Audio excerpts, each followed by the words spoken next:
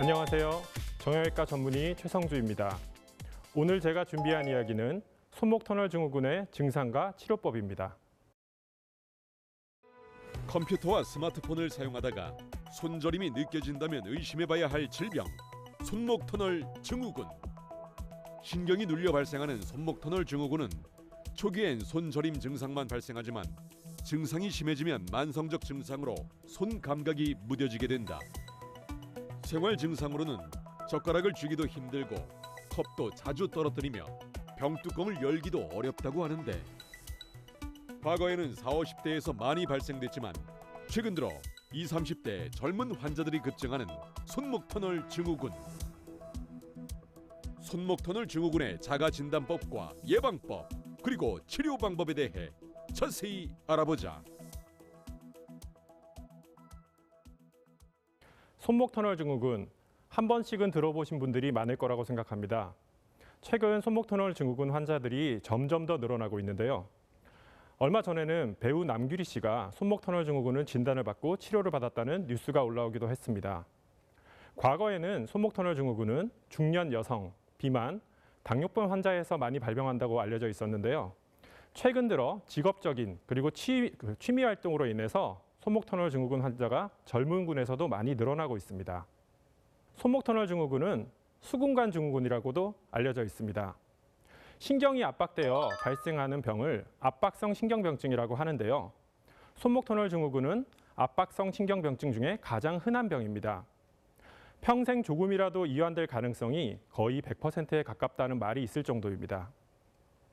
2010년에는 대한민국에서 손목터널 증후군을 진단받은 환자 수가 12만 명이라고 합니다. 그런데 손목터널 증후군은 손목이 아픈 질환이 아닙니다. 이를 이해하기 위해서는 손과 손목의 구조를 살펴보아야 하는데요. 손목에는 손목뼈로 되고 그 위는 가로인대로 덮여 있는 터널과 같은 구조물이 있습니다. 이를 손목터널 또는 수근관이라고 합니다. 이 터널에는 9개의 손가락을 움직이는 힘줄과 1개의 정중신경이 지나갑니다. 신경은 전깃줄과 같다고 이해하시면 되겠습니다. 신경이 신호를 보내면 감각을 전달받고 운동을 시키는 구조이죠. 그런데 어떤 이유로든 간에 이 터널이 압박되게 되면 신경이 손상받고 감각에 이상이 오고 운동이 떨어지게 됩니다. 그렇다면 신경은 왜 압박되는 것일까요? 고령의 환자에서는 손목 인대가 두꺼워져서 정중신경이 늘려 손목터널 증후군이 발생하고요. 반면에 젊은 환자에서는 건초염이 심해져서 손목 내부의 압력이 올라가서 신경이 자극되기도 합니다. 이처럼 손목터널 증후군이 발생하는 이유는 다양합니다. 어떠한 환자에서 손목터널 증후군이 호발하는지 살펴보겠습니다. 먼저 나이가 들면은 손목터널 증후군이 호발합니다.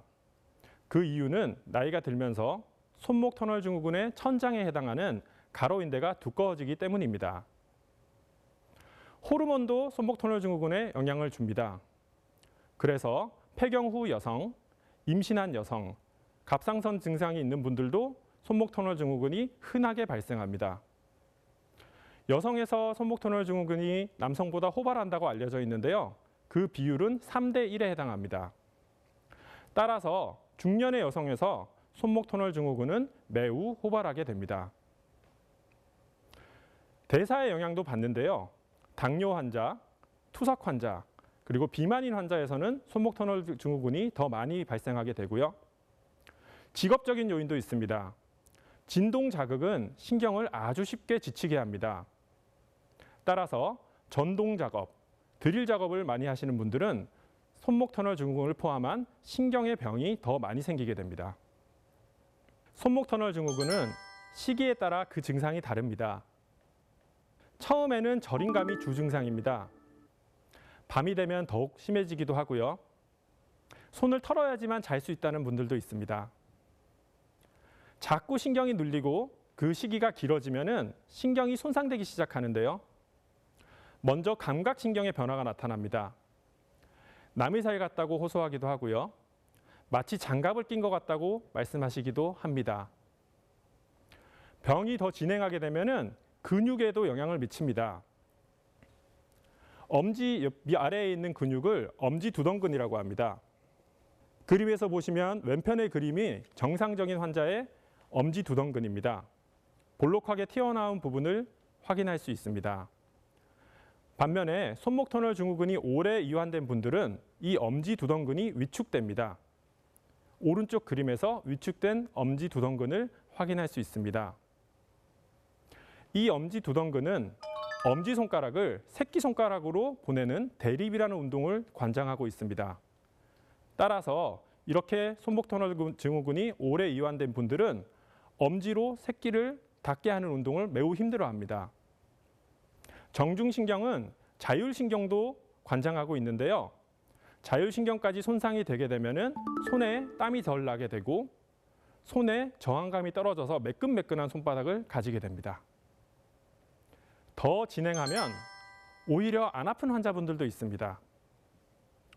신경이 오랫동안 압박되게 되면 회복되지 못하는 단계에 이를 수 있습니다. 따라서 병이 오래 진행되면 오히려 통증을 느끼지 못하는 경우가 있습니다. 만약 손목 터널 증후군 증상이 오랫동안 지속되다가 어느 순간부터 아프지 않게 된다면 병이 나은 것이 아니라 더욱 악화되었을 가능성이 있기 때문에 꼭 병원을 방문해 보시길 권유드립니다. 그러면 어떤 부위의 감각이 떨어지는지 살펴보도록 하겠습니다. 정중신경은 엄지, 검지, 중지, 그리고 약지의 절반을 지배하고 있는데요. 따라서 손목 터널 증후군 환자분들은 해당 부위의 감각의 변화를 호소합니다. 그리고 정중신경은 손끝으로 가면서 손등까지 지배를 하고 있기 때문에 병의 초기에는 손끝이 저려요, 혹은 손가락 등 쪽이 저려요 라고 말씀하시는 환자분들이 많습니다. 손목 터널 증후군은 손을 많이 쓰면 악화될 수 있습니다. 손목을 최대한 구부리거나 최대한 펴게 되면 손목 터널 내의 압력이 올라가게 됩니다. 따라서 손목을 신전시킨 상태로 타이핑을 하시는 분, 그리고 마우스를 신전시킨 상태에서 잡는 분들은 손목 터널의 압력이 올라가 손목 터널 증후군이 악화될 수 있습니다. 마찬가지로 주부, 미용사, 피부관리사, 요리사, 자전거를 타는 사람에서도 손목 터널 증후군이 악화될 수 있습니다. 최근 젊은 사람에서는 스마트폰과 관련된 손목 터널 증후군 환자가 많습니다. 스마트폰을 사용할 때 손의 자세가 손목이 꺾여 있는 경우가 많기 때문입니다. 이 자세를 장시간 유지하면 손목 터널의 압력이 높은 상태로 유지되게 되고 손가락의 근육을 지속적으로 긴장시키게 됩니다. 손가락을 움직이는 근육이 긴장하게 되면 주변으로 염증이 발생할 수 있는데 이 염증으로 인해서 손목 터널의 압력이 올라가고 손목 터널 증상이 더더욱 악화될 수 있습니다. 그러면 스마트폰을 사용할 때 어떻게 해야 할까요?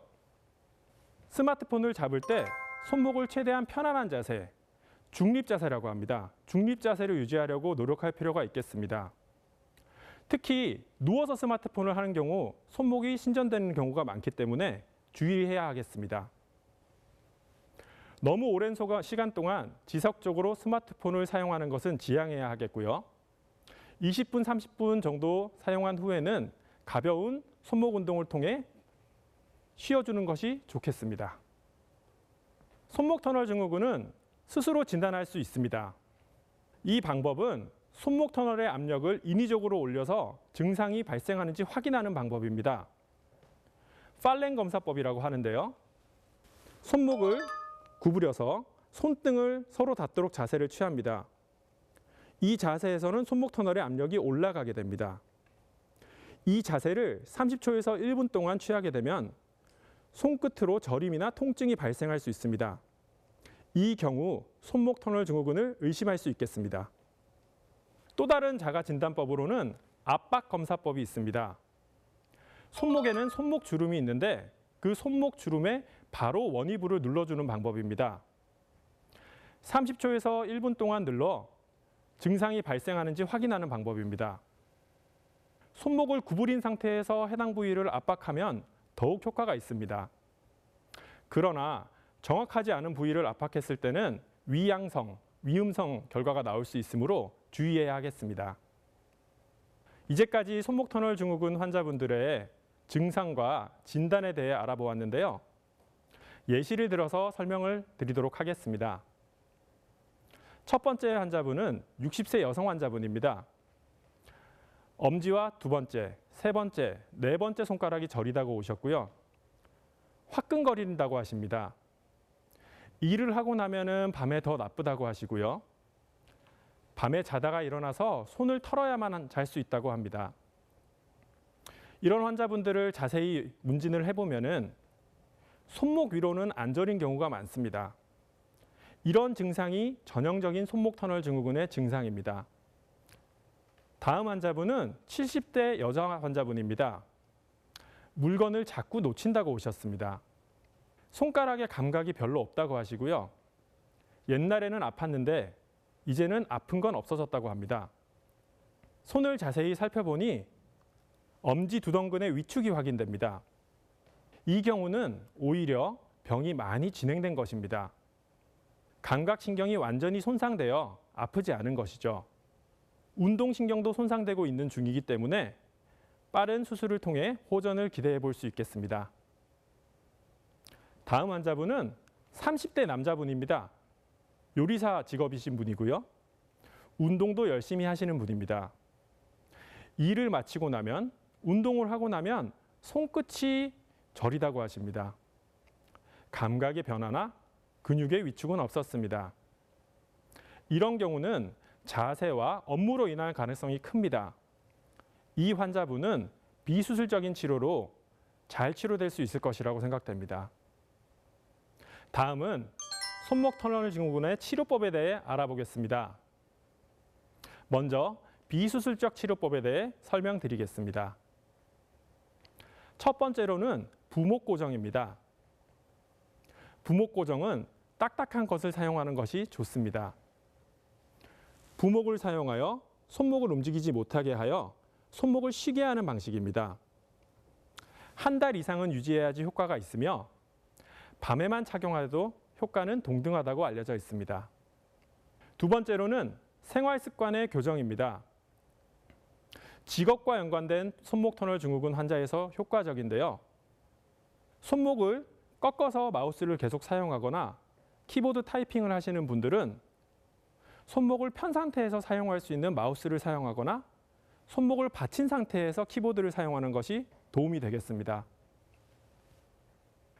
다음으로는 소염 진통제 복용이 도움이 됩니다. 앞서 손목 터널 내 힘줄의 붓기가 손목 터널을 악화시킬 수 있다고 말씀드렸는데요. 소염 진통제는 손목 터널 안에 염증과 붓기를 호전시켜 줍니다. 다음으로는 스테로이드 주사입니다. 스테로이드 주사는 국소적으로 손목 안으로만 스테로이드를 삽입하여 증상을 호전시키는 치료법입니다. 아주 효과적인 치료법으로 알려져 있고 한 번 주사하면 4에서 6개월 동안 약물이 손목에 남아 증상을 호전시키는 데 도움을 줍니다. 다만 당뇨 환자에서는 혈당 조절에 영향을 미치기 때문에 조심해야 될 필요가 있고 피부가 얇은 분들에서는 피부의 색이 하얗게 변한다는 백화 현상이 나타날 수 있기 때문에 적절한 사용이 중요하겠습니다. 다음은 손목 터널 증후군에 좋은 운동법을 몇 가지 안내 드리겠습니다. 아래 운동법들은 모두 손가락을 구부리는 힘줄을 이완시켜주는 스트레칭 운동법입니다. 엄지를 구부리는 힘줄을 펴주는 스트레칭 운동법을 보여드리겠습니다.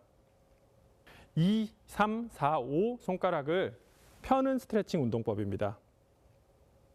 손목 터널에 압력을 줄여주기 위해서 손목을 펴고 돌려주는 스트레칭 운동법도 도움이 됩니다. 이 운동법은 하루에 2번에서 3번, 한 번 할 때 10초씩 10번 정도 시행해 주시면 도움이 되겠습니다. 그러나 이 운동법이 손목 터널 증후군의 압력을 오히려 높이는 경우도 있기 때문에 증상이 나빠질 경우 운동을 중단하고 전문가와 상의하시는 것이 좋겠습니다. 다음은 수술적 치료법에 대해 말씀드리겠습니다. 수술적 치료법은 정중신경을 압박하는 가로인대를 잘라주는 치료법입니다. 두꺼워진 천장의 가로인대로 인해 노란 정중신경이 찌그러져 있습니다. 이때 천장의 가로인대를 이완시켜주게 되면 신경이 감압되면서 편안한 위치로 이동하게 됩니다. 이러한 수술적 치료는 전신 마취를 요하지 않습니다. 국소 마취로도 수술할 수 있다는 점이 큰 장점입니다. 수술 시간도 20분가량으로 짧습니다. 그에 반해 그 결과가 좋다고 알려져 있기 때문에 좋은 치료법이라고 생각이 됩니다. 수술 방법을 보다 자세하게 설명드리겠습니다. 수술 부위를 표시하고 피부 절개를 시행합니다. 피부 절개를 가해도 피가 나지 않는 것을 볼 수 있는데요. 이는 수술 부위보다 가까운 쪽에 압박대를 적용하기 때문입니다. 이 상태에서 보이는 하얀 구조물이 손목 터널의 천장에 해당하는 가로인대입니다. 가로인대를 절개하면 안에 있는 힘줄과 신경이 모습을 드러냅니다. 가로인대를 절개할 때는 보이는 부분보다 훨씬 더 근위부, 원위부에 절개를 가하게 됩니다. 이처럼 신경을 충분히 이완시키고 나면 피부 봉합을 시행합니다. 수술적 치료에 대해서는 환자분들이 궁금한 게 많은데요. 제가 몇 가지를 추려보았습니다. 첫 번째 질문은 수술 후에 저림 증상, 통증이 바로 사라지냐는 점입니다. 결론부터 말씀드리면 그렇지 않습니다. 신경은 회복되는데 많은 시간이 걸리는 조직이기 때문입니다. 보통은 수술 후 한 달 이내에 야간통과 저림 증상이 호전됩니다. 손의 감각 이상은 3개월에서 6개월까지 지나야지 좋아집니다. 엄지 근육의 위축은 1년까지도 기다려야 합니다. 1년의 시간이 경과하여도 호전 정도는 완전하지 않을 수 있습니다. 그 이유는 완전히 죽어버린 신경은 돌아오지 않는 경우가 있기 때문입니다. 이렇게 말씀드리면 많은 분들이 걱정을 하시는데요. 그래도 손목 터널 증후군의 수술은 그 결과가 매우 좋은 수술 중에 하나이기 때문에 안심하시기 바랍니다. 두 번째로 자주 물어보시는 질문은 손목의 인대를 자르면 손에 힘이 떨어지지 않느냐 하는 것입니다. 아닙니다. 여러 연구에서 이미 증명된 것이고요. 간혹 손에 힘이 떨어진다는 분들이 있지만 일시적인 경우가 대다수이기 때문에 안심하시기 바랍니다. 터널로 많은 손가락을 구부리는 힘줄들이 지나가지만 그 힘줄들을 움직이는 근육은 훨씬 더 근위부에 있기 때문입니다. 관절경을 사용한 수술법에 대해서도 많이 물어보십니다. 관절경을 사용한 수술은 그 흉터가 적고 덜 침습적이라 하여 많은 환자분들이 문의하고 있습니다. 앞서 보여드렸던 최소 절개법은 1에서 2cm의 흉터를 남기는데 관절경을 사용한 수술은 더 작은 흉터를 남깁니다. 그러나 각각의 술식이 장단점을 가지고 있기 때문에 전문가와 상의 후 결정하여야겠습니다. 관절경을 사용한 수술법을 보여드리겠습니다. 손목의 근위부에 1cm 정도 되는 작은 상처를 내고 그 상처를 통해 관절경을 삽입합니다. 삽입한 관절경을 통하여 가로인대를 관찰하게 되고 그 가로인대를 절개해주는 방식입니다. 지금까지 손목 터널 증후군에 대해 알아보았습니다. 어떤 질병이든 예방할 수 있다면 좋겠죠. 예방을 위해서는 나이, 직업적인 요인을 고려하여야 합니다. 특히 직업과 취미 활동으로 인해 손목 터널 증후군이 악화된 경우라면 생활 습관 교정과 앞서 말씀드렸던 손목 스트레칭을 통해 호전될 수 있습니다. 손목 터널 증후군은 손저림, 야간통, 손끝의 감각 이상으로 시작합니다. 이러한 증상이 있을 경우 손목 터널 증후군을 의심하고 조기에 전문가와 상담하시는 것이 좋겠습니다.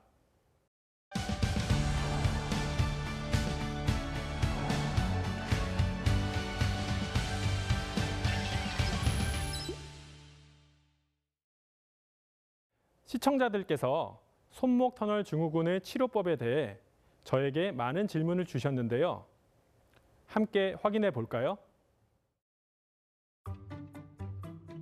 손목 터널 증후군 진단을 받았는데 의사 선생님께서 체외 충격파 치료를 해보자고 합니다.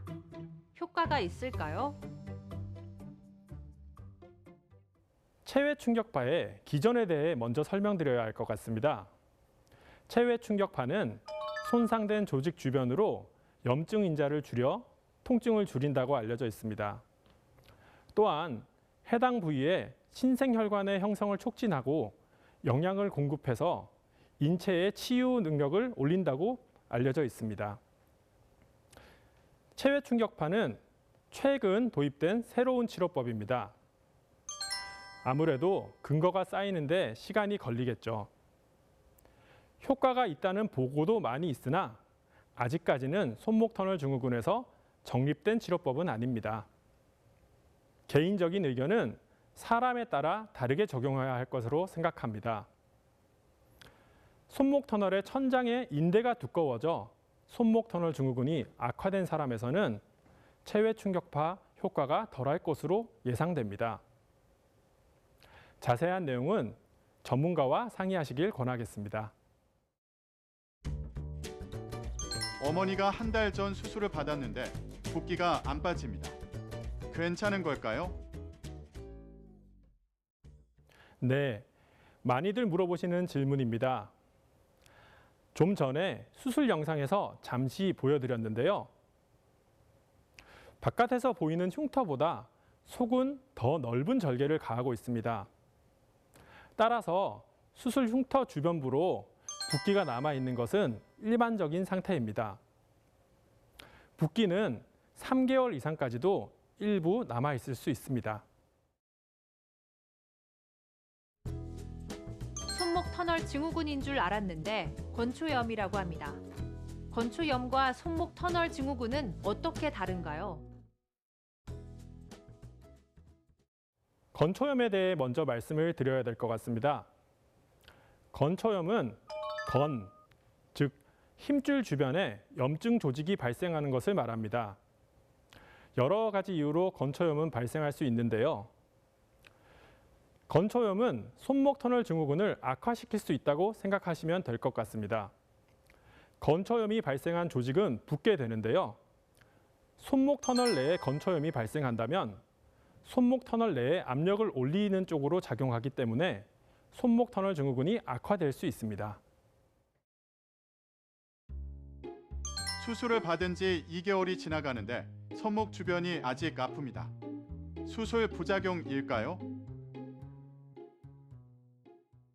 손목 터널 증후군 수술 후에 가장 먼저 좋아지는 증상은 저림감, 야간통, 손끝의 불편감입니다. 이 부위에 일부 호전이 있다면 우선 안심하셔도 좋을 것 같습니다. 손목에 통증이 발생한다면 수술 부위 통증을 고려할 수 있습니다. 해당 부위의 통증은 6개월까지도 남아있는 분들이 있습니다. 그러나 연구에 따르면 6개월 이후에는 수술 부위 통증이 대다수 호전되는 것으로 보고되어 있으므로 안심하셔도 좋을 것 같습니다. 어떤 분들은 수술 흉터 주변부로 압통, 눌렀을 때 아픈 통증을 호소합니다. 그 이유는 다음과 같이 설명할 수 있습니다. 절개된 가로인대의 끝부분에서는 염증이 쉽게 발생합니다. 표시된 부분이 이에 해당하는데요. 해당 부위에는 염증이 잔존하는 경우도 있고 눌렀을 때 통증이 잔존하는 경우도 있습니다. 그러나 앞서 말씀드렸듯이 6개월 이후에는 대다수 호전되는 통증이므로 안심하셔도 좋을 것 같습니다. 평상시에도 증상이 심하지만 특히 밤이 되면 증상이 더 심합니다. 이유가 뭔가요? 인체의 특성상 밤이 되면은 염증 반응이 더 심해지는 경향이 있습니다. 감기에 걸렸을 때 밤에 기침과 콧물이 더 심한 것을 생각하시면 좋을 것 같습니다. 손목 터널 증후군 환자에서는 손목 터널에 발생한 염증이 밤이 되면 악화되면서 증상이 나빠지게 됩니다. 손목 터널 증후군을 방치하면 통증도 발생하지만 감각도 둔화되고 마비 증상으로 이어질 수 있습니다. 오늘 제가 설명드린 자가 진단법에서 증상이 느껴지신다면 무조건 통증을 참지 말고 전문의와 치료법을 상의해 보시길 당부드립니다. 오늘 저희의 이야기가 여러분이 건강하고 행복한 삶을 살아가는데 도움이 되셨길 바랍니다. 감사합니다.